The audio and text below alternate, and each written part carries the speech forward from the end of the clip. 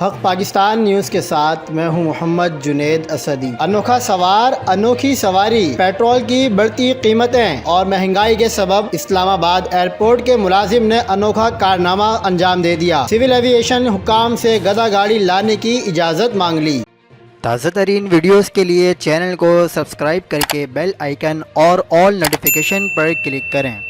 جی ہاں، آپ کو بتاتے چلیں کہ اسلام آباد ایئرپورٹ کے ملازم آصف اقبال نے ڈائریکٹر جنرل سول ایویشن کو درخواست میں موقف اپنایا کہ بڑھتی پیٹرولیم قیمتوں کی وجہ سے اپنی ذاتی ٹرانسپورٹ لانا اب ممکن نہیں ہے، لہذا اس لیے مجھے مہربانی فرما کر میری گدا گاڑی ایئرپورٹ لانے کی اجازت دی جائے۔ درخواست گزار کی جانب سے کہا گیا کہ اتنے مہنگائی میں ادارے نے ٹرانسپورٹ کی سہولت بند کر دی ہے، جبکہ فیول الاؤنس اور پک اینڈ ڈراپ دونوں ہی فراہم نہیں کر رہی۔ دوسری جانب ترجمان سول ایویشن نے خط کی تصدیق کرتے ہوئے کہا کہ ملازم کی درخواست صرف میڈیا اسسٹنٹ سے زیادہ کچھ بھی نہیں ہے، جبکہ ایئرپورٹ پر میٹرو بس سروس کی سہولت بھی موجود ہے، ملازم چاہے تو اس سے فائدہ حاصل کر سکتا ہے۔